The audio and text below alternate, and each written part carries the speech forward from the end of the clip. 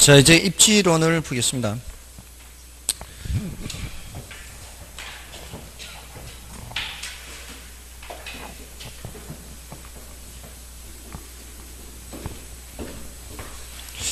자, 입지론은 입지가 뭐죠? 입지가 위치죠, 위치. 자, 입지론이라고 하는 것은 이제 어떤 위치가 좋은 위치냐, 이걸 보는 거죠. 근데 그 위치를 볼 때 산업 입지와 주거 입지 이렇게 나눌 수가 있고요. 근데 주거 입지는 별로 중요하지는 않습니다.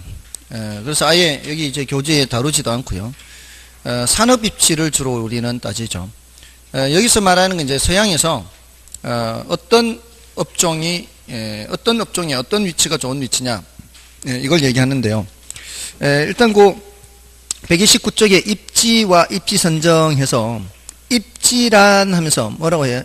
어떤 것이 장소를 정하고 있는 위치를 말하고요. 입지 선정이란 입지 주체가 추구하는 토지를 발견하거나 또는 용도를 결정하는 거예요.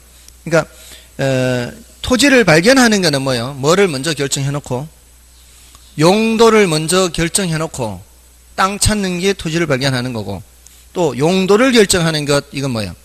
이미 내가 갖고 있는 땅에 뭘 하면 좋을까, 요거죠. 자, 그 앞에 있는 것을 협의의 입지론이라 하고요. 토지를 발견하는 거. 그러니까 내가 용도를 가지고 용도를 정해놓고 토지를 발견하는 것을 협의의 입지론이라 하고요. 그 뒤에 용도를 결정하는 것을 적지론 그래요. 그래서 그 밑에 표에 박스에 있죠. 박스에 협의의 입지론은 뭐라고 할 수 있고요. 용도를 먼저 결정해놓고 거기에 적합한 뭘 찾는 거예요? 땅을 찾는 거예요. 보통 말하는 입지론이 바로 이겁니다. 근데 이제 넓은 의미로 입지론을 할 때는 적지론까지 포함해요. 여기는 뭐가 먼저 돼 있는 상태에서 용지가 결정되어 있는 상태에서 용도가 뭔지를 찾는 거죠. 자, 요거는 부동성으로 인해서 나타나는 현상이다, 이렇게 볼 수 있고요. 요거는 용도 다양성으로 설명을 할 수가 있어요. 자, 그러면 결국은 보세요. 적지론이라는 게 보세요. 용지가 있을 때 용도 찾는 거 아닌가요? 근데 그 용도라는 게 가장 잘 이용하는 것이라 되지 않나요? 가장 잘 이용하는 용도 찾아야 되겠죠? 그러니까 이거는 뭘 찾는 거예요? 최유효 이용을 찾는 거예요. 그러니까 적지론이나 최유효 이용이나 같은 개념이라고 보면 돼요. 그렇지 않습니까? 맞잖아요. 적지론은 땅이 있는데 거기에 적합한 용도가 뭔지를 찾는 거라고요. 그 용도를 찾을 때는 가장 잘 이용하는 용도를 찾아야 되잖아요. 적지론을 고민한다는 게 뭘 고민한다는 얘기라고요? 최유효 이용을 고민하는 거예요. 그죠? 그래서 이게 어디서 나오는 거라고요? 용도 다양성에서 나온다고요. 용도 다양성에 가면은 무슨 파생 현상이 나온다고요?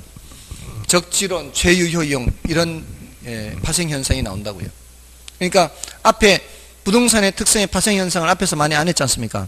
많이 안 한 이유가 뒤에서 이렇게 나오니까 앞에서 많이 안 했던 거예요. 그렇죠? 적지론은 뭐 고민하는 거다? 최유효 이용 고민하는 거다. 땅에 적합한 거. 자, 하나 더. 적지론은 누구만 고민하면 돼요? 땅 갖고 있는 사람만 고민하면 돼요. 아시겠죠? 여러분이 지금 땅을 갖고 계신다. 그럼 뭐까지 고민할 필요가 있어요? 적지론까지 고민할 필요가 있죠. 근데 저는 입지론만 고민하면 되는 사람이에요. 땅이 없어요. 그러니까 저는 먼저 뭐 할 건지를 정해놓고 거기에 적합한 땅 찾아서 가는 거예요. 그렇죠? 적지론은 땅 갖고 있는 사람만 고민하면 되는. 자, 됐고요. 자, 나머지 뭐 입지 선정의 중요성이라든가 입지 조건 뭐 이렇게 해서 뭐 여러 가지 있는데요. 입지 선정의 중요성에서는 특히 제가 봤을 때는 디귿, 부동산은 일단 그 용도를 결정하면 그 용도를 바꾸기 어려운 비가역성을 갖고 있어요. 그죠? 그래서 그 입지 선정이 중요하고요. 다른 거는 이제 여러분들이 확인해 보시면 되겠습니다. 읽어 보시면 돼요. 다음에 입지 조건은 주거용은 키워드가 쾌적성과 편리성이에요. 키워드 위주로 기억하세요. 상업용은 수익성, 그다음에 공업용, 농업용은 생산성이에요. 생산성. 자, 그럼 됐습니다.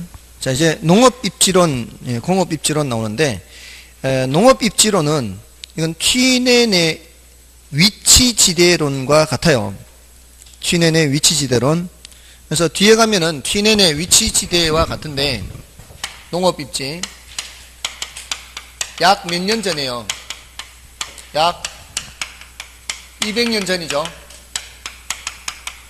1826년이니까 약 200년 전에 유럽의 그 상황을 이제 연구한 사람인데요. 농업입지, 위치지대.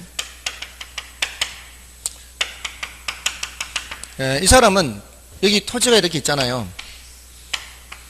여기 있으면 여기가 도시요, 도시. 한가운데가 도시고 주변은 농사 짓는 곳이에요. 이 사람은 사방팔방이 평평하다고 봤어요. 교통조건도 똑같다고 봤어요. 산도 없어요, 강도 없어요. 그냥 평평해요. 비옥도도 똑같아요. 이런 상황에서 농사를 짓는다면 거리가 멀면 멀수록 어떻게? 거리가 멀면 멀수록 수송비가 많이 발생하겠죠. 수송비가 많이 발생하면은 바깥으로 나가면은 나갈수록 지대는 낮아지고요. 안으로 들어갈수록 지대가 높아져요. 그건 수송비가 그만큼 적어지기 때문에 적어지는 만큼 지대는 높아진다 이렇게 했거든요. 근데 농작물에 따라 수송비가 달라요. 농작물에 따라 어떤 농작물은 수송비가 많이 발생하는 농작물이 있고요. 어떤 농작물은 수송비가 적게 발생하는 농작물이 있어요. 수송비가 단위당 수송비가 많은 농업은 거리가 멀면 어떻습니까? 그럼 수송비가 급격하게 늘어나죠. 그럼 거리가 멀면은 뭐 얼마 못 가서 여기서는 이제 손익분기점이 돼버려요. 제로가 돼요. 남는 게 없어요. 생산물 가치에서 생산비 빼고 수송비 빼버리면은 남는 게 없는 위치가 굉장히 근거리에서 끝나버리죠. 그리고 어떤 농작물은 조금 더 가요. 또 어떤 농작물은 조금 더 가요. 자, 그럼 농작물에 따라서 단위당 수송비가, 얘는 수송비가 많이 발생하는 게 적게 발생하는 거예요? 얘는 적게 발생하는 거예요. 얘는 많이 발생하는 거고요. 자, 그래서 여기서 여기까지는 이 농작물이 생산물 가치에서 생산비, 수송비 빼고 남는 게 제일 많은 그런 농작물이에요. 여기는 그 다음 농작물이고 여기는 그 다음 농작물이에요. 자, 근데 그때 당시에 구체적으로 어떤 농작물이 안쪽에 있다, 바깥쪽에 있다, 이거를 우리가 알려고 하는 게 아니에요, 사실은. 그때 당시 200년 전 유럽에서든 현재 우리나라에서든 대체로 안쪽에 자리 잡는 농업은 집약농업이더라는 거예요. 집약농업. 바깥쪽은 조방농업이에요. 자, 집약, 조방, 지난주에 했었죠. 집약이라는 것은 노동과 자본이 많이 사용되는 거. 조방이라는 것은 노동과 자본이 적게 사용되는 거죠. 그럼 집약농업이라는 것은 어떤 것을 말하는 거예요? 시설 재배를 생각하시면 돼요. 비닐하우스에 이렇게 보일러 떼가면서 농사 짓는 거. 자, 이런 시설 재배의 경우에는 똑같은 농지라 해도 자본이 많이 들어가죠. 이렇게. 그런 것들은 보통 도시 근교에 많죠. 비닐하우스 같은 게. 요즘은 이제 교통수단이 발달해서 옛날보다는 좀 덜하기는 해도 그래도 그게 신선도가 중요하잖아요. 그 야채 같은 거 이런 것들은. 야채 같은 것들은 바로 따자마자 바로 이제 시장에 갖다 팔아야 되니까 될 수 있으면은 1시간이라도 가까이 있는 게 좋잖아요. 그러니까 도시 근교에 있는 게 좋아요. 근데 조박농업은 세워라 내워라 이렇게 수송해도 관계없는 거죠. 이런 것들은 이제 바깥에 자리 잡는다는 거예요. 이게 결론이에요. 기억할 결론이라는 게 결국 집약농업은 단위당 수송비가 많이 발생하는 편이어서 도시 근처에 자리를 잡고 조박농업은 외곽에 자리를 잡는다. 이게 결론이고 이런 과정에서 위치에 따라 지대가 달라진다. 그건 위치에 따라. 안쪽은 지대가 높아지고 바깥쪽은 지대가 낮아지고. 이게 이제 위치지대론이에요. 위치지대론. 사람 이름은 별로 중요하지 않으니까요. 그러니까 사람 이름 가지고 스트레스 받지 마세요. 여기 이제 사람 이름이 많이 나오는데 그 내용을 아는 게 중요해요. 그러니까 위치지대론 하면은 뭐에 따라 지대가 달라진다? 위치에 따라 지대가 달라진다. 위치에 따라 뭐가 달라져서? 위치에 따라 수송비가 달라져서 이렇게. 그래서 거기 지대를 어떻게 계산해 놓고 있어요? 지대를 매상고에서 생산물 가치 매상고에서 뭐를 빼고 생산비도 빼고 뭐도 빼고 수송비도 빼고 남는 게 뭐다? 지대. 이 남는 게 지대라고 해서 이걸 잉여로 봤어요. 잉여. 자, 이제 공업입지론을 보시고요. 자, 공업입지론은, 자, 이건 농업입지는 뭐 지대론으로서 출제가 되지 농업입지로서는 별로 출제는 안 돼요. 위치지대 이렇게 해서는 여러 번 나왔어요. 다음에 이제 공업입지는 뭐겠어요? 공업입지는 공장의 위치가 어디가 좋냐 요거예요. 공장 위치. 자, 이 공장 위치가 어디가 좋냐 할 때 공장이라는 거는 이런 곳이죠. 어떤 제품을 만들어서 생산해서 판매하는 거잖아요. 공장이라는 이제 공업 기업을 한다. 그런 기업을 운영한다는 것은 제품을 생산해서 판매하는 건데 그 제품을 생산해서 판매하는 그 기업이 이윤을 극대화해야 되겠죠. 그런 곳에 공장을 지어야 될 거 아니에요. 어떤 기업이든 간에. 근데 이윤을 극대화하기 위해서는 판매는 가능한 한 많이 해야 되겠지만 비용은 가능한 한 줄여야 되겠죠. 이래야 이윤이 커질 거 아닙니까? 근데 이 두 개를 동시에 고려하면은 복잡하니까 배벌하는 사람은 판매 조건은 일정하다고 봤어요. 그러니까 어디에 공장을 짓든 판매는 차이가 없다라고 봤어요. 일단 뭐에만 집중하기 위해서? 비용에만 집중하기 위해서. 그러니까 어디에 공장을 짓든 판매 조건은 똑같다면 가능한 한 어디에 공장을 지으란 얘기예요? 비용을 줄일 수 있는 곳에 공장을 지으란 얘기죠. 너무 간단한 거 아닌가요? 여러분들 이거 당연한 거 아닌가요? 그죠? 이 이론이라는 게 굉장히 당연한 것에서 단순한 것에서 시작하는 거예요.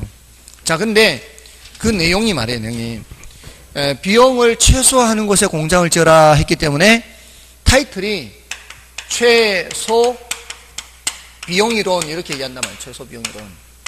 비용을 제일 적게 하는 곳에 공장을 지어라. 근데 이 사람이 강조한 비용이 수송비와 임금과 집적력 이런 거예요. 집적경제 또는 집적력. 자, 요 두 가지는 줄일수록 좋은 거고요. 요 집적력은 높을수록 좋은 거예요. 한데 모여있는 것의 이점. 모여있는 것의 이점은 높을수록 좋은 거고 요거는 이제 낮을수록 좋은 거죠. 얘네들은 낮을수록, 얘는 높을수록. 자, 근데 이 사람이 제일 강조한 게 뭐겠어요? 수송비. 제일 앞에 얘기 썼지 않습니까? 수송비가 제일 적게 되는 곳에 공장을 지어라. 이 소리예요. 일단은, 1차적으로. 근데 그 수송비라는 게 원료 수송비도 있고 뭐도 있어요? 제품 수송비도 있겠죠? 그러니까 원료 수송비와 제품 수송비의 합이 요 놈이 최소가 되도록 하는 곳에 공장을 지어라. 요 놈이 최소가 되는. 자, 그러면 원료 수송비와 제품 수송비의 합이라 그랬어요. 어떤 경우에는 원료 수송비가 많이 발생하고요. 어떤 경우에는 제품 수송비가 많이 발생해요. 그러면 원료 수송비가 많이 발생할 때는 얘를 절감해야 되고, 제품 수송비가 많이 발생할 때는 제품 수송비를 절감시켜야 되겠죠. 그런 곳을 찾아야 되겠죠. 원료 수송비가 많이 발생할 때에는 공장을 원료 산지 근처에 지어야 돼요. 그죠? 그래야 원료 수송비를 줄일 거니까. 그럴 때는 원료 지향 입지라 그래요. 원료 지향 입지. 다음에 제품 수송비가 많이 발생할 때에는 어디 근처에 공장을 지어야 돼요? 시장 근처에 공장을 지어야 되겠죠. 그럼 그런 걸 뭐라 한다? 시장 지향 입지 이렇게 얘기해요. 그리고 수송비 비중이 크지 않고 수송비가 원료 수송비나 제품 수송비나 같을 때는 입지 자유형이라 그래. 입지 자유. 어디든 별 관계 없다는 거죠. 자, 근데 요거를 뭘로 설명을 하는가 하면은 원료 지수라는 숫자로 표시를 해요. 원료 지수. 자, 아까 입지에 LQ 했죠. LQ. 지역 지수 이런 것처럼 원료 지수 이렇게 하는데요. 자, 이거는 이제 분수꼴로 나타내는데 이 숫자가 크다는 것은 원료 무게가 많이 나간다는 뜻일까요? 적게 나간다는 뜻일까요? 1보다 크다면 1을 기준으로 얘기할 때 많이 나간다는 얘기겠죠. 그래서 이것도 이제 1을 기준으로 얘기하는데 1보다 크다라는 것은 원료 무게가 많이 나간다 이 소리란 말이에요. 그러려면 원료 중량이 어디로 가야 돼요? 원료 중량이 분자로 가야 되겠죠. 그래야 이제 이 값이 1보다 크면 원료 무게가 많이 나간다 이런 의미니까. 그럼 분모에는 뭐가 들어가야 돼요? 제품 중량이 들어가야 되겠죠. 근데 이 원료는 편제 원료. 자, 이 편제라는 거는 특정 지역에만 생산되는 원료를 말해요. 예를 들어 시멘트 있죠, 시멘트. 편두통이 뭐예요? 편두통. 한쪽 머리만 나쁜 게 편두통이잖아요. 치우쳐서 있는 중량을 원료를 편제 원료 이렇게 해요. 그럼 어디서든 구할 수 있는 원료를 보편 원료라 그래요. 그러니까 보편 원료와 편제 원료 이렇게 있죠. 보편 원료의 대표적인 게 물이에요, 물. 이거는 이제 석회석 같은 거 있죠. 특정 지역에서만 생산되는 이런 원료, 석회석. 이런 것들은 시멘트 원료잖아요, 이거. 이게 이제 강원도나 영월, 단양 이런 곳에 많죠. 제가 경북 영주가 고향인데 거기에서 이제 서울로 가려면은 단양 제천을 지나가거든요. 어릴 때부터 그 열차를 많이 이용을 했는데 단양에 그 시멘트 공장이 있거든요. 혹시 가보셨는지 모르겠지만 그 산이 하나 없어서 산이 거대한 산이 없어졌어요. 제가 어릴 때 왔다 갔다 할 때 그 기차역 지나가면서 기차역에서 멀지 않은 곳에 산이 있었는데요. 지금 그 산이 없어졌어요. 그만큼 이 시멘트를 많이 생산했어요. 산이 하나 없어질 정도로. 근데 그게요, 소백산 꼭대기에서 보면 보여요. 허옇게 산이 없어진 게. 원래는 산이 이랬을 거 아니에요, 이렇게. 이런데 이 산이 없어졌다니까, 이게. 그렇게 멀리서 보면 이게 흙이 보여, 흙이 없어진 게. 한번 이 산 근처로 지나가게 됐는데요. 갔더니만 더 웃긴 거는 안으로 파고 들어가고 있어요. 안으로 파고 들어가고 있어요, 이렇게. 골뱅이 모양으로. 계속 채취하려고. 위에서 내려봤던 게 평지가 아니었고요. 이미 안으로 파고 들어가고 있었던 거였어요. 그만큼 이제 많이 이용을 하는 거죠. 우리나라가 석회석 자원은 이제 엄청난 양으로 있어요. 그러니까 대체로 지하 자원이 우리나라가 적은 편인데 석회석만큼은 충분해요. 아무튼 그런 이제 그 석회석을 이렇게 채취하다 보면은 잡석도 들어올 거 아니에요. 잡석, 쓸데없는 돌 이런 것들은 버려야 될 거 아니에요. 그러니까 그 버리는 건 그 자리에서 버려야 되니까 이제 원료 중량이 많이 나갈 수밖에 없죠. 제품 중량에 비해서. 그래서 거기에다가 공장을 지어야 되겠죠. 근데 이 원료 지수가 1보다 작으면 어때요? 원료 지수가 1보다 작으면 이거는 시장 지장 있죠. 이거는 제품 중량이 많이 나간다는 얘기잖아요. 근데 여기는 보편 원료는 따지지 않는 거예요. 제품 중량이 많이 나간다는 얘기는 대체로 물 같은 걸 많이 사용하는 거예요. 물은 어디서든 구할 수 있죠. 물은 어디서든 구할 수 있잖아요. 물을 많이 사용하는 게 뭐가 있습니까? 청량음료, 맥주, 막걸리 이런 것들은 다 대체로 시장 근처에 있는 거죠. 됐나요?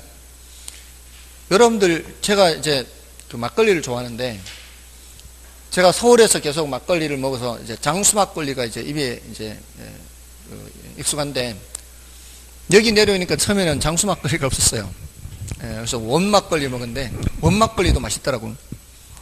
근데 아무튼 막걸리는 대체로 좋아하는 편인데 이제는 여기 장수 막걸리도 이게 오더라고요.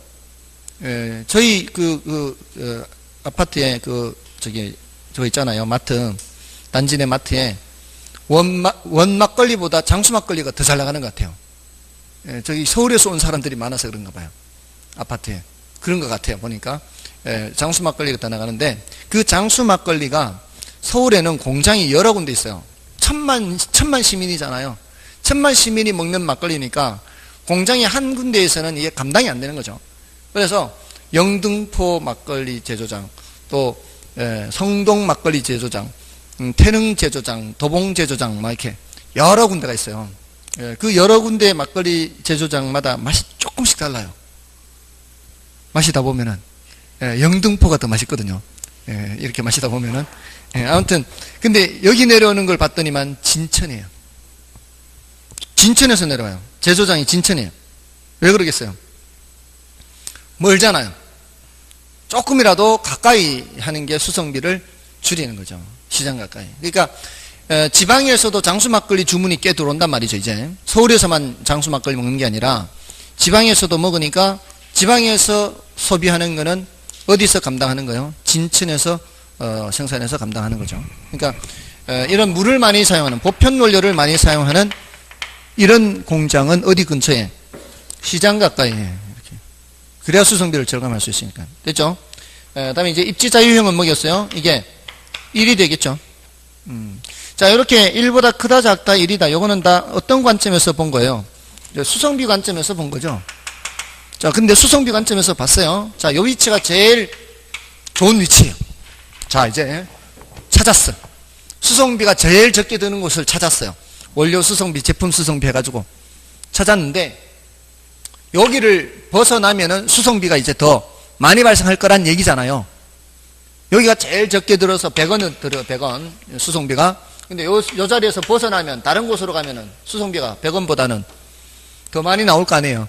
예를 들어 110원 이렇게 더 나온단 말이에요. 그러면 요 위치가 아닌 다른 위치에 가더라도 또 100원보다는 더 들 거 아니에요. 자, 이렇게 요 위치를 벗어났을 때 분명히 100원보다는 더 들 거라고요. 근데 그게 똑같이 110원, 110원, 110원 이렇게 되는 곳이 있을 거 아니에요. 이쪽으로 벗어나도 110원, 이쪽으로 110원 더 비용이 발생하는 곳. 이렇게 연결해요. 그럼 더 멀리 가면은 비용이 더 많이 발생하겠죠. 이 120원, 120원, 120원. 이렇게 연결할 수 있겠죠. 자, 이런 선을 등비용선이라고 그래요. 등비용선. 자, 우리 교재에는 없지만 등비용선 이렇게 요 그림은 없죠 지금. 왜 이걸 이제 그리는 이유는 자, 이 사람이 요것만 본 건 아니란 얘기예요. 다른 것도 봤단 얘기예요. 자, 일단 먼저 찾았어요. 최소 입지를 찾았어요. 근데 여기에서 벗어나면은 비용이 더 많이 발생하죠. 근데 어떤 지점에 갔더니 자, 요 지점에 갔더니 임금을 단위당 20원 줄일 수가 있어요. 요 위치로 갔더니 임금을 20원 줄일 수 있어요. 자, 근데 수송비는 얼마 더 늘어요? 10원보다는 더 많이 늘지만 20원보다는 적게 늘어나죠. 그러면은 요 비용, 수송비가 더 늘어나더라도 뭐를 더 줄이는 게 좋을 수 있어요? 임금을 더 줄일 수 있으면 좋겠죠. 그럼 요 지점으로 위치를 옮기는 게 비용 절감 효과가 있겠죠. 자, 저럴 때 저 노란 점, 저 지점은 노동지향 입지가 되는 거죠. 됐나요? 그래서 저런 저임금을 찾아서 가는 업종들, 주로 이제 섬유산업, 신발산업 이런 것들은 저렇게 저임금 노동력을 많이 필요로 합니다. 그럼 무슨 입지? 노동지향 입지 이렇게 되는 거예요. 자, 이제 교재에서 좀 체크를 해보겠습니다. 이제 직접지향 입지는 그냥 말로 설명드리면 되니까. 그래서 131쪽에 배부의 최소 비용 이론. 자, 비용 중에서 자, 그 기억의 둘째 줄에 보시면은 배버가 고려한 3대 비용 인자는 뭐라고 되어 있어요? 수송비, 노동비, 직접경제, 직접력. 자, 그렇게 그 중에서 뭐를 가장 중요하게 봤다? 수송비를 가장 중요하게 봤어요. 다음에 그 최소 수송비 원리에서는 그 두 번째 단락이에요. 그 수송비는 뭐에 의해서 결정돼요? 원료와 제품의 무게, 그리고 원료와 제품이 수송되는 거리, 이 두 가지에 의해서 수송비가 결정되고요. 다음에 보편 원료, 편제 원료는 아까 말씀드렸으니까 여러분 확인만 하시고요. 넘어가시면 이제 원료 지수 및 입지 중량과 공업 입지죠. 자, 원료 지수는 제품 중량분의 편제 원료 중량이고요. 입지 중량은 제품 중량분의 편제 원료 중량 더하기 제품 중량이죠. 그래서 원료지수는 1을 기준으로 판단하고요. 입지 중량은 2를 기준으로 얘기해요. 근데 입지 중량은 중요도가 낮습니다. 원료지수를 위주로 기억하세요. 원료지수가 1보다 크면 뭐고요? 원료지수가 1보다 크면 그는 원료지향. 원료지수가 1보다 작으면 시장지향. 원료지수가 1이면 입지자유형. 자, 이렇게. 자, 됐고요. 그 밑에 노동지향 입지 방금 설명드렸죠. 자, 노동지향 입지는 저런 식으로 이렇게 찾으면 되고요. 그 다음에 집적지향 입죠. 집적지향 입지. 배번은 수송비 비중이 적고 기술 연관성이 높은 산업이죠. 기술 연관성이 높다. 여러분 이제 연관성이 높다. 함께 있어야 된다는 얘기예요. 그래서 집적 경제 효과도 최적 입지에 영향을 주는 매우 중요한 입지 요소로 평가했고요. 즉 서로 다른 기업들이 한 지점에 집적함으로써 생산 비용을 절감할 수 있기 때문에 최소 수송비 지점이 이동될 수 있다라고 본 거죠. 집적지향 입지의 대표적인 것이 뭐가 있을까요? 자동차 산업이라든가 또는 석유 화학공업 있죠. 이런 것들은 한데 모여 있는 것이 좋겠죠. 자, 그 다음에 이제 공업 입지 형태에서 원료지향 입지, 시장지향 입지, 노동지향, 집적지향, 자유입지. 자, 요거는 그 항목들을 좀 이렇게 읽어만 보십시오. 읽어보시면은, 어느 정도는 다 이해가 되는 것들이니까 읽어보시면 되고요. 나머지는 일단 남겨놓으십시오. 나머지는 중간 지점 지향, 이거 나중에 말씀드릴 거니까 넘어가시고요. 그 다음에 이제 레슈의 최대 수요 이론 있죠. 레슈의 최대 수요 이론, 요거는 이거는 중요도가 낮으니까 이것도 나중에 설명드릴 기회가 있을 겁니다. 다음에 상업입지론으로 넘어가시고요. 자, 상업입지론에 크리스탈러의 중심지 이론 있죠. 자, 이게 크리스탈러 사람 이름이 중요한 게 아니라 중심지 이론이라는 걸 기억하라고요. 중심지 이론. 사람 이름 때문에 스트레스 받지 마시고요. 이렇게 분명히 말씀을 드리는데도 사람 이름 때문에 스트레스 받는다 그래. 아니, 제가 분명히 사람 이름 중요하지 않다고 내용만 보라고. 그러니까 중심지 이론에서는 자, 그 밑에 중심지 이론의 전개 앞부분에 뭐라고 되어 있는가 하면은 그 의에 있죠. 크리스탈의 중심지 이론은 도시의 수, 규모, 분포와 기능에 대한 이론으로 재화의 도달거리와 최소 요구치와의 관계를 설명하고 있는데요. 이 이론의 전제 조건 보세요. 희한합니다. 전제 조건이. 동질 공간의 평야 이렇게 되어 있죠. 동일한 교통수단의 이용, 운송비는 거리에 비례. 이게 뭔 소리예요? 아까 이거하고 똑같아요. 평평한 곳에 이 말이에요. 운송수단이 똑같고요. 또 운송비는 거리에 비례하고 아까 이거하고 똑같죠? 똑같아요. 거기에다 뭐가 하나 더 있어요. 동일한 기호와 구매력을 갖춘 인구의 균등 분포예요. 이게 뭔 소리 이게? 손오공이 머리 이렇게 털 뽑아서 후 불어서 자기하고 똑같은 놈 만들듯이 똑같은 사람이 말이에요. 똑같은 사람이 뭐라고 돼 있어요? 균등 분포라고 돼 있죠. 이거 뭐예요? 일정한 간격으로 배치되어 있다는 얘기예요. 일단 가정은 그렇게 하는 가정을 아시겠죠? 평평한 곳에 산도 없고 강도 없는 곳에 교통수단 다 똑같고 사방팔방 똑같은 사람이 일정한 간격으로 이렇게 배치되어 있어요. 이 조건이 그 조건이에요. 이해가 되세요 이제? 이해되셨습니까? 안 돼도 할 수 없고요. 자, 그런 상황이에요. 그러니까 굉장히 이제 단순화해서 얘기를 하는 거예요. 그런 상황에서 이제 중심지가 어떻게 형성되는지 그 중심지 형성 과정을 봤어요. 그 최소 요구치와 그 재화의 도달 범위와의 관계를 봐서, 그러니까 중심지도 일정하게 분포되어 있거든요. 이게 중심지도 일정하게 분포되어 있어요. 근데 고객들도 어떻게 해요? 사람들도 여기에 일정한 간격으로 그렇게 모래알 뿌려 놓듯이 이렇게 일정하게 있는 거예요. 이런 상황에서 중심지가 성립하기 위해서는 일단 중심지가 성립해야 돼요.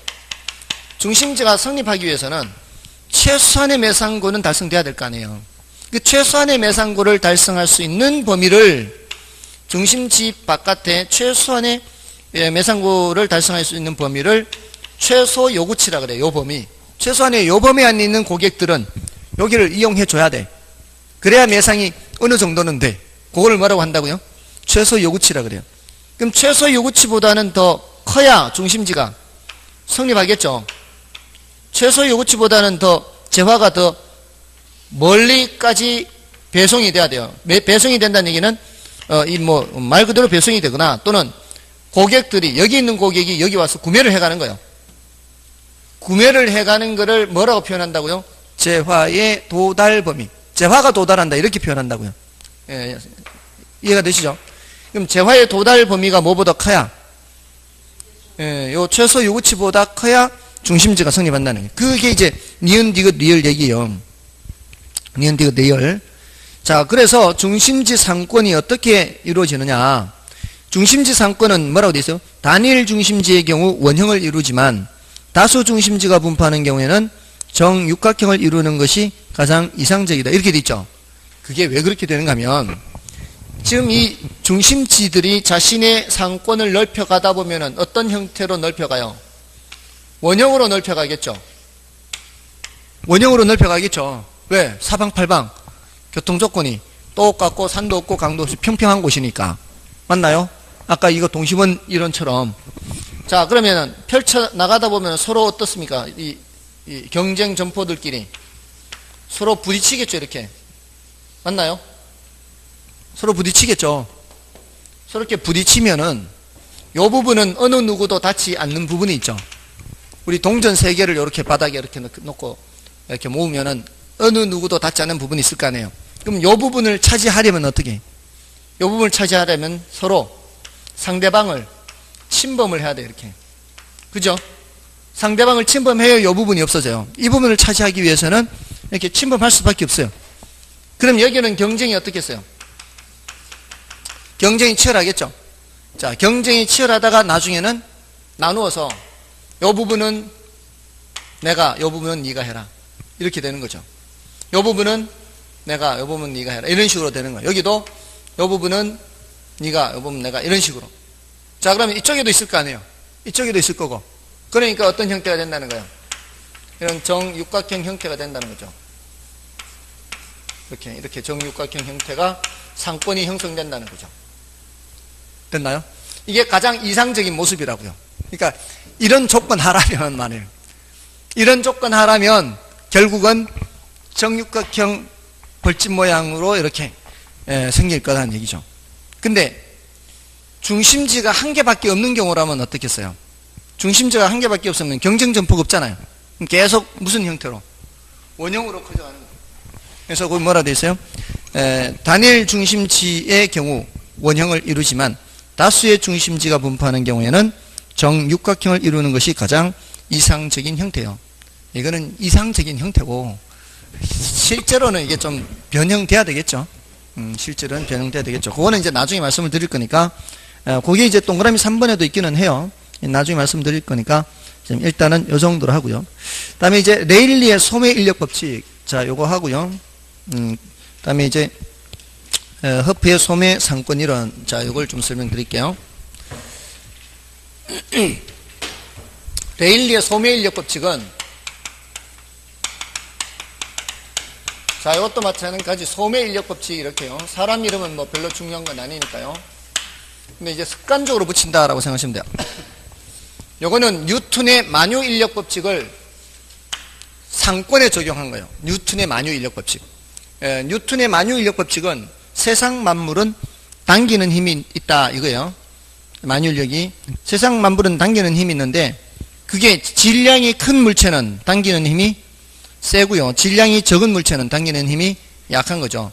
그러니까 사람이 지구에서 이렇게 근육이 단련이 되어 있기 때문에 지구에서는 이렇게 뛰었을 때 그렇게 많이 못 올라갈 거예요. 이렇게 제자리에서 뛰어도. 근데 달에 가서 뛰면 더 높게 이렇게 뛰어올 수 있을 거예요. 왜냐하면 달의 인력은 작기 때문에, 달은 당기는 힘이 작기 때문에. 근데 그게 이제 질량이 클수록 당기는 힘은 세고요. 질량이 작을수록 작은데 거리는 멀수록 당기는 힘은 약해지고요. 그러니까 지구에서 멀리 지나가는 거는 지구로 안 떨어지잖아요. 지구의 중력권으로 와야 이제 뭐라 그러죠? 그거 운석 이렇게 지구로 이렇게 떨어지는 거. 중력권에 들어와야 떨어지잖아요. 안 들어오고 그냥 멀리 지나가는 거는 안 끌려오는 거죠. 자, 그래서 거리가 멀수록 당기는 힘은 약해진다라는 겁니다. 그 공식이, 뉴턴의 공식이 이거하고 똑같아요. 흡인력은 거리의 제곱에는 반비례하고 크기, 자, 이게 랠리라는 사람은 이걸 이제 인구를 집어넣는 거예요. 인구, 도시 인구. 인구에는 비례한다. 이렇게. 자, 그럼 여기에 큰 도시가 있고 작은 도시가 있어요. 자, 그러면 얘는 당기는 범위가 더 넓겠죠. 얘는 당기는 범위가 좁겠죠. 맞나요? 자, 이럴 때 조심해야 되는 게 이 두 상권, 두 중심지 상권의 경계는 큰 도시 가까이 있을까요? 작은 도시 가까이 있을까요? 작은 도시 가까이 있어요. 이거 잘못하면 큰 도시 가까이 있다고 대답해요. 경계를 물었잖아요. 경계. 경계니까 얘의 상권이 이렇게 있으면 얘의 상권이 이렇게 있을 거 아니에요. 상권 경계를 물었으니까 뭘 물어? 요걸 물는 요거. 이거는 상권 범위가 좁을 거니까, 상권 범위가 넓을 거니까 경계는 어느 쪽 가까이다? 작은 쪽 가까이요. 요거 조심해야 돼요. 잘못하면, 자칫 잘못하면 틀려요. 그러니까 이걸 상권 경계를 이렇게 그려서 생각을 해야 돼요. 됐죠? 자, 이게 이제 우리 시험에 어떻게 나오는가 하면은 여기가 40만 도시고 여기가 10만 도시다. 10만 도시다. 자, 여기가 30km다.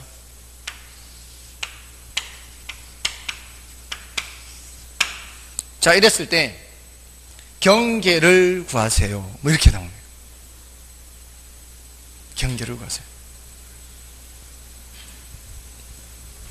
자, 그거를 이 공식으로 푸는 거예요. 이 공식으로. 경계. 자, 이게 몇 대 몇이에요? 크기가 4대 1이죠. 만약에 거리에 그냥 반비례하면 요거 그냥 4대 1로 나온대요. 총 몇 등분해서? 총 5등분 해가지고. 총 5등분 하면 몇이요? 한 칸이 6이잖아요. 그럼 이쪽으로 한 칸이고 이쪽으로 4칸이면 이쪽에서 6km, 이쪽에서 24km. 야, 뭐 너무 쉽죠? 그럼 너무 쉽잖아요. 그거는 여기가 어떤 경우에 제곱이 없을 때 얘기해요. 왜냐하면은 여기서 당기는 힘과 여기서는 당기는 힘이 경계에서는 어때야 돼요? 경계에서는 같아야 되잖아요. 여기서 당기는 힘하고 여기서 당기는 힘이 같아야 될 거 아니에요. 경계에서는. 그렇잖아요. 그러려면은 40만 분의 여기에 24 거리 24분의 40만 한 거나 10분의 6 한 거나 이게 제곱이 아니라면 말이에요. 6분의 10이죠. 6분의 10. 이게 제곱이 아니라면은 24분의 40 한 거나 6분의 10 한 거나 어떻다고요? 같다고요. 이거 4로 나누면 이게 6분의 10 되잖아요. 뭔 뜻인지 아시겠어요? 여기가 거리가 제곱이 아니고 그냥 거리면 이 크기를 전체를 이것도 4대 1로 나눠서 계산을 하면은 된다고요. 근데 지금 애석하게도 여기가 제곱이잖아요. 제곱. 그죠? 그럴 때는 이렇게 풀면 돼요. 일단 분자가 뭐예요? 분자가 크기잖아요. 분자를 먼저 써요. 분자가 몇 대 몇이에요? 4대 1이죠. 그죠? 같으려면 분모도 4대 1이 돼야 되거든요. 근데 분모는 뭐를 제곱해야 돼요? 거리를 제곱해야 되죠. 제곱해서 몇 대 몇이 돼야 되는 거예요. 제곱해서 4대 1이 되려면 여기는 2가 돼야 돼요. 2를 제곱해야 4가 되니까 여기는 1 쓰면 돼요. 그냥 1. 요 괄호 이 제곱 밑에 있는 게 뭐예요? 거리. 이게 4대 1이면 이거는 몇 대 몇이라고요? 2대 1이라고. 2대 1. 이해가 돼요? 되세요? 안 돼요? 그러니까 크기를 분자를 썼잖아요. 지금 분모가 거리의 제곱이잖아요. 분모가. 그러면 여기가 분모라고 생각하시면 돼요. 밑에 쓴 게. 거리를 제곱한 것도 몇 대 몇이 되도록 4대 1이 되도록 뭘 제곱하면 4가 되냐 이 말이에요. 뭘 제곱하면 1이 되냐 이 말이에요. 요거를 제곱해서 4가 되도록 요거를 제곱해서 1이 되도록 여기는 1, 여기는 2 이렇게 그럼 총 몇 등분을 하란 얘기예요? 총 3등분을 하란 얘기예요. 총 3등분을 해서 이쪽으로는 몇 칸? 2칸, 이쪽으로는 1칸. 30이니까 여기에서 20km 지점이 경계가 되는 지점이다 이 말이에요. 그러니까 문제를 낼 때도 어떤 숫자를 내는가 하면은 딱 떨어지는 숫자네요. 이게 매장 면적이라면은 9,000제곱미터, 여기는 1,000제곱미터 이렇게 낸다고요. 그러면 이게 몇 대 몇이에요? 크기가 9대 1이죠. 이제는 9대 1이니까 제곱을 해서 9대 1이 되려면 여기가 3, 여기가 1, 총 몇 등분해서 4등분해서 3칸을 왼쪽에 1칸을 이렇게 하면 되는 거예요. 처음에는 어려운 것 같았죠. 예, 간단한 거예요. 몇 대 몇만 알면 되니까. 그죠? 몇 대 몇. 이게 크기가 몇 대 몇 이것만 알면 되니까. 할 수 있죠? 빈말이라도 대답하세요. 할 수 있죠? 자신이 없어 하는 표정이요. 다 이런 숫자로 출제를 해요. 출제를 할 때. 예, 제곱해서 몇 대 몇 이렇게 하니까. 예? 몇 번 풀면 되겠죠. 자, 요렇게. 여기 이제 레일리의 소매인력 법칙과 관련된 내용인데요. 자, 이렇게. 자, 그래서 그 교재를 보시면은, 레일리의 소매인력 법칙에서, 그, 내용의 그 공식 정도는, 요 공식은 외워야 돼요. 그 밑에 기억해 보세요. 두 도시의 상거래 흡인력은 두 도시의 인구에는 비례하고 두 도시 분기점으로부터 거리 제곱에 반비례한다. 이게 위에 공식을 그대로 쓴 거죠. 다음에 니은에서는 따라서 고차원 중심지와 저차원 중심지가 서로 마주하고 있을 때 상권의 경계는 저차원 중심지에 가까운 곳에서 결정된다는 겁니다. 이거 조심하시라고요. 다음에 디귿의 이 이론은 두 도시 간에 별다른 장애 요인이 없는 것을 상정하고 있으나 실제로는 지형 지세와 같은 자연적 장애 요인이나 주민들의 금연 습관 등에 따라 반드시 일치하지는 않는다. 이게 뭔 소리냐면 자, 여기서 이 도시로 가는 사람들, 여기서 이 도시로 가는 사람, 이 범위가 있죠. 이렇게 있을 때 거리가 이쪽이 그 규모에 비해서 거리가 이게 적당하다고 본 거잖아요. 근데 여기가요, 원래는 이제 공식대로라면 여기가 30km 중에 20km인데 이쪽은 비포장일 수 있거든요. 이쪽은 포장도로고, 그러면은 이쪽으로 더 경계가 올 수가 있겠죠. 여기 사람들 일부는 이쪽으로 안 가고 이게 교통이 편리한 이쪽으로 올 수도 있죠. 자, 그런 것들에 대해서는 이 사람은 고려 안 했어요. 그런 것들에 대해서는 고려 안 해서 요거를 더 발전시킨 사람이 허프예요. 허프라는 사람은 이걸 더 발전시켰어요. 여기에 뭐가 있을 수도 있다. 비포장도로 또는 사회 간섭에 따라 이쪽으로는 잘 안 간다거나 이런 것이 있을 수 있다는 거죠. 그러면은 이걸 그대로 적용할 수는 없다는 거죠. 어떻게 발전시켰는가 하면, 자, 보세요. 자, 이 사람이 이제 레일리라는 사람이고요. 자, 허프라는 사람. 그 컨버스는 나중에 말씀을 드릴 테니까 지금 공식 외울 필요 없고요. 레일리라는 사람은 일단 거시적 분석을 했어요. 거시적. 거시적이라는 얘기는 숲을 보는 관점이에요. 그러니까 두 중심지를 위에서 내려다본 거예요. 그래서 이 중심지가 고객을 어떻게, 얼마만큼 범위의 고객을 끌어당기느냐, 이렇게 봤어요. 이렇게. 근데 이 사람은 미시적 분석을 했어요. 이 사람은 중심지를 본 게 아니고요. 이 사람은 중심지를 본 게 아니고 사람을 봤어요. 사람. 요 사이에 있는 사람을 봤다고요. 사람. 요 사람이 이쪽으로 갈까? 이쪽으로 갈까? 이렇게 봤어요. 그래서 미시적 분석이라고 그래요. 그리고 이 사람은, 레일리는 결정론적 관점이라고 그래요. 이게 뭔 소리냐면은, 자, 조금 전에 그 경계를 다시 그려볼까요? 경계를 중심으로 해서 이쪽에 있는 사람 있죠? 경계를 중심으로 해서 이쪽에 있는 사람. 자, 이 중심지가 당기는 힘을 계산할 때 이 경계에서는 이 중심지가 당기는 힘과 이 중심지가 당기는 힘이 같죠? 조금 전에 갔다 그랬잖아요.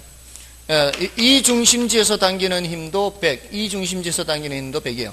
근데 요거는 이 중심지에서 당기는 힘은 110이고 이 중심지에서 당기는 힘은 90이다. 이렇게 나올 수가 있겠죠. 그러면 이 사람은 어느 쪽으로 끌려가요? 이쪽으로 끌려가는 거예요. 이 사람은 이쪽으로 끌려가는 거죠. 이쪽에서 당기는 힘이 110이고 이쪽에서 당기는 힘이 90이에요. 근데 노란 걸로 쓰는 거는 이쪽에서 당기는 거예요. 이쪽에서 얘를 당길 때는 90이 되겠죠.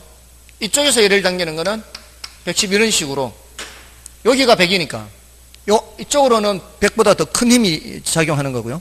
노란 거 여기 있는 노란 도시 맞죠? 이 사람은 이쪽으로 가요 안 가요? 안 가고 이쪽으로 가는 거죠. 맞나요? 이미 결정돼 있어요. 이 사람은 절대로 이쪽으로 못 가요. 어느 쪽으로만 가요? 이쪽으로만 가죠.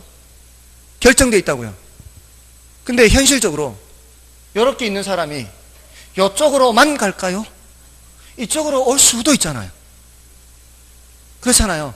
그러니까 이쪽에서 당기는 힘이 여기는 110이고 이쪽에서 당기는 힘이 90이면 총 합이 200이라면 이 말이에요. 그럼 200번을 구매의 행동을 하면은 이 사람이 이쪽으로는 110번을 가고 이쪽으로는 90번, 90번을 간다. 이렇게 하는 것이 더 합리적이지 않냐 이 말이에요. 그렇지 않나요? 맞아요, 안 해요? 자석 당기듯이 여기 안에 있는 철가루는 전부 다 이리 가고 여기 안에 있는 철가루는 전부 다 이리 가는 게 아니라 현실적으로 우리가 구매 행동을 할 때는 이쪽 영역 안에 있더라도 100% 이쪽으로 가는 게 아니라 이쪽으로 갈 확률이 200번 중에 110번, 이 사람 같은 경우에는 이쪽으로 갈 확률이 200번 중에 90번, 90번. 이게 더 그럴듯하지 않나요? 발전한 거죠. 이게 확률론적이라고 그래요. 확률론적. 확률론적. 이게 엄청난 차이죠, 사실은. 여러분들, 사람도 이런 사람이 있습니다. 사람도. 토성비결 믿는 사람들. 사주팔자 믿는 사람들. 결정론적인 사람이에요. 사주팔자 혹시 믿습니까? 사주팔자 믿어요? 약간 믿어요? 사주팔자는 갑오년, 을축월에, 병인시, 병인날에, 정묘시에 태어났다. 이게 사주팔자예요. 사주팔자, 연월일시. 이게 사주예요, 사주. 연월일시. 이게 60갑자가 돌아가요. 근데 60갑자에 두 글자씩이요, 두 글자씩 이렇게. 그래서 사주팔자입니다. 근데 이게 60갑자죠. 60갑자. 곱하기를 하면은 1296만 가지가 나와요. 1296만 가지. 그러니까 우리나라에 5천만이 산다면 약 4명 중에 4명이 같은 사주팔자라고요. 4명이. 1296만 가지이기 때문에. 그럼 전 세계적으로 따지면 엄청 많겠죠. 그 팔자가 다 똑같아요, 사주팔자가. 말이 안 되는 거죠. 말이 안 되는 거예요. 그러니까 결정론적인 관점은 좀 위험할 수가 있는 거죠. 그렇게 운명 지어진 것이라면 이게 랠리는 그렇게 본 거예요. 이 사람들은 다 이쪽으로 밖에 안 가고 이 사람들은 다 이쪽으로만 가는 거예요. 근데 허프는 저쪽으로 갈 수도 있고 이쪽으로 갈 수도 있다. 확률이 다를 뿐이에요. 됐나요? 그렇게 발전시킨 이론이 바로 이 허프예요. 그리고 이 사람은 다수 중심지에도 적용을 했어요. 다수 중심지. 중심지가 한 개뿐만, 두 개뿐만이 아니라 여러 개 중심지가 있어도 뭐 이 사람이 이쪽으로 갈 수도 있잖아요. 근데 레일리는 몇 개 중심지? 두 개 중심지만, 두 개 중심지. 두 개 중심지 사이에서 나타나는 거예요. 자, 그래서, 요 정도로 일단 소개해 드릴게요. 요 정도로 소개해 드리고요. 다음 주에 나머지 내용을 좀 말씀을 드릴 거니까 일단 그 공간 균별 분류 점포의 분류 이런 것들도 있죠. 자, 이거는 이제 다음 주에 복습을 할 때 조금 더 보완해서 말씀을 드리고요. 그리고 나서 이제 지대론과 공간 구조론 넘어가겠습니다. 됐죠? 오늘은 여기까지 하도록 하겠습니다. 됐나요? 다음 주에 복습할 때 조금 더 할게요. 마치고 싶지 않아요? 마치고 싶죠? 자, 애쓰셨고요. 설 잘 세시고 다음 주에 뵙겠습니다. 애쓰셨나?